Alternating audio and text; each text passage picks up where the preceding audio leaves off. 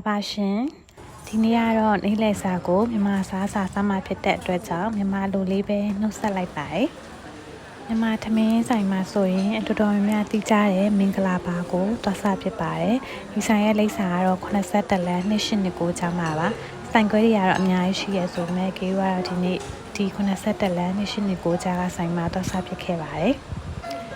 မှာထားတဲ့အသားဟင်းတွေမရောက်သေးခင်အရင်ဟင်းတွေလာချရပေါ့နော်အရင်ဟင်းမှာလည်းမြန်မာကြီးအကြိုက်ငပိရီအတိုးမျိုးအစုံပါတယ်ပြီးတော့ကေကဒီနေ့အတွက်ကို special menu ဖြစ်တဲ့ကြက်အချင်းတိုင်ကြက်နဲ့စားမှဖြစ်ပါတယ်ကြက်အချင်းတိုင်ကိုကြက်သေးကြက်မြက်လေးနဲ့ရောချက်ထားပေါ့နော်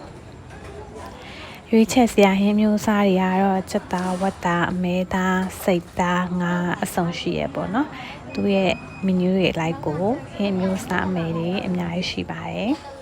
ဟင်းမျိုးစားတွေကတော့တနေ့နဲ့သူရဲ့ today special menu တွေလည်းရှိရပေါ့နော်ဆိုတော့ကိုကြိုင်းနဲ့တက်တဲ့ဟင်းကိုရွေးချက်ပြီးတော့စားသုံးလို့ရပါတယ်ကေကတော့ဒီကြက်ချင်းနိုင်လေးရယ်မုံလာချင်းနဲ့ပဲထီချင်းလေးရယ်ပဲလေးရယ်နဲ့ပေါ့နော်စားဖြစ်ပါတယ်သမင်းစားပြီးပြီဆိုတော့အချိုတဲဖို့လက်ဖက်ပါသူရဲ့လက်ဖက်လေးရဲ့မှာပါတဲ့ဒီချင်းပေါ့နော်လက်ဖက်လေးရလည်းစားလို့အရင်ကောင်းတယ်ပြီးရင်တော့ဒီ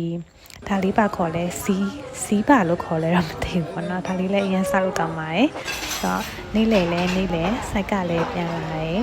ဆိုတော့ဘိုင်လဲစားနေပြီဆိုတော့စားလိုက်ပါဦးမယ်